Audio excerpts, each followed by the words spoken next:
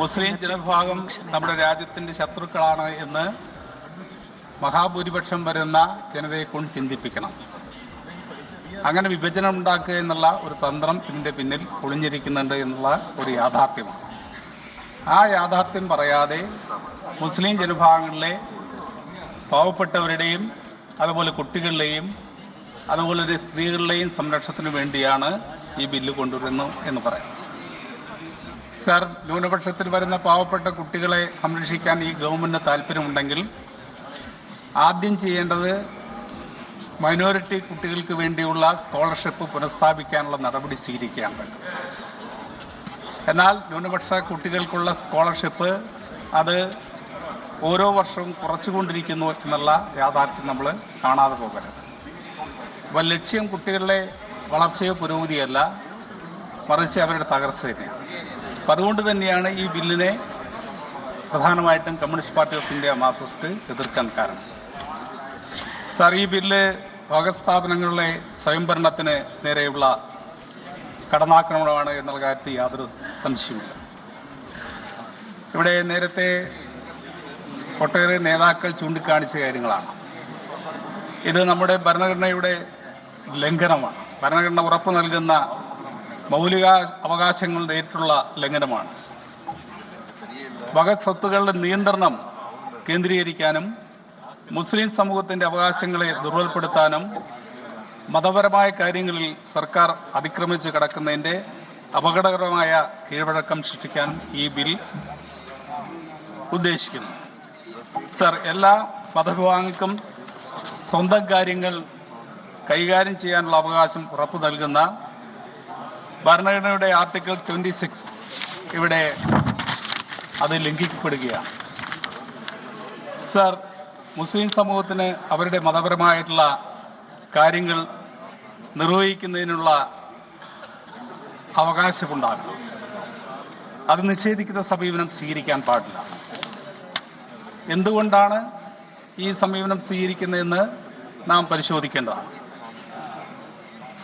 വഖഫ് ബോർഡുകളിലെ അമുസ്ലിമുകളെ ഉൾപ്പെടുത്തുന്നത് മുസ്ലിം സമൂഹത്തിന്റെ മതപരമായ സ്വയംഭരണത്തിലുള്ള നേരിട്ടുള്ള കടന്നാക്രമണമാണ്.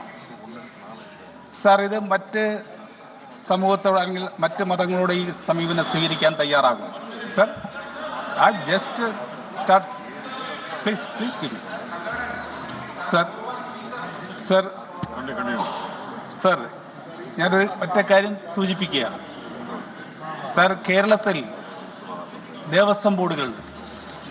ഒരിക്കൽ ഒരു ദേവസ്വം ബോർഡിലെ മെമ്പറുടെ പേര് ഒരു ക്രിസ്ത്യൻ പേരുമായി ബന്ധപ്പെട്ട് ബഹുമാനപ്പെട്ട മന്ത്രി സുരേഷ് ഗോപിയെ ശ്രദ്ധിക്കുന്നുണ്ട്. ഒരു ക്രിസ്ത്യൻ പേര് വന്നതിൻ്റെ പേരിലാണ് അത് ക്രിസ്ത്യാനിയാണ് എന്ന് തെറ്റിദ്ധരിച്ചുകൊണ്ട് വലിയ കലാപം നമ്മുടെ കേരളത്തിലുണ്ടായി. അതായത് ഹിന്ദു ദേവസ്വം ബോർഡിലേക്ക് 1987 ഹിന്ദു ക്ഷേത്രം ഹിന്ദുക്കൾക്ക് വിട്ടുകൊടുക്കണം എന്ന് പറഞ്ഞുകൊണ്ടുള്ള വലിയ സമരം അന്നാണ് അവിടെ നടത്തിയത്. സർ,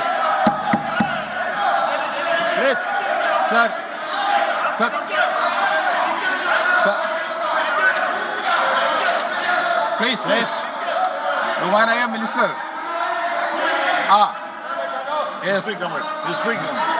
അറിയാം.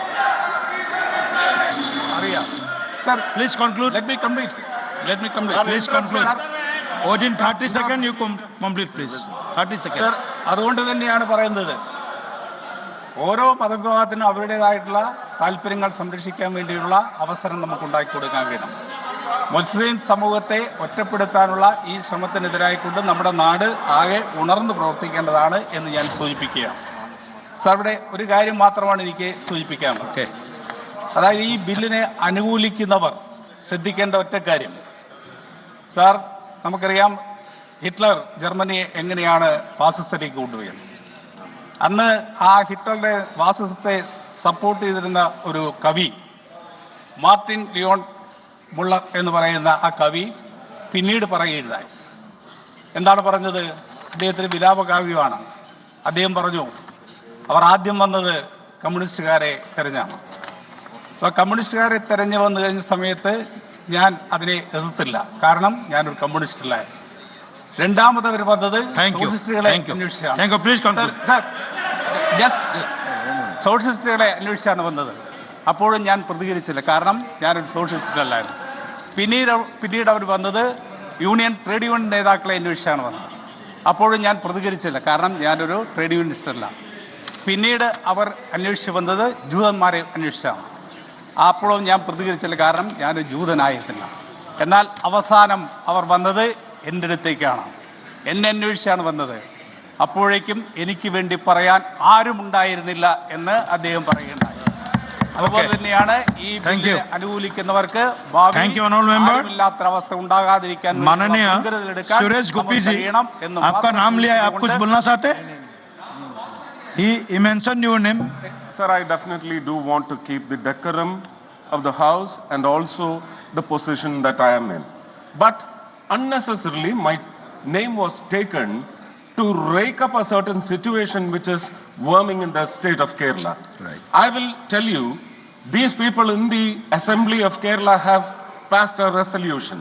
Tomorrow, after the Rajya Sabha decision, that resolution is going to be drowned in the Arabian Sea. You just wait for this episode. It is happening. The people of Kerala. Okay. Sir, Thank you. I cannot yield. I will not yield.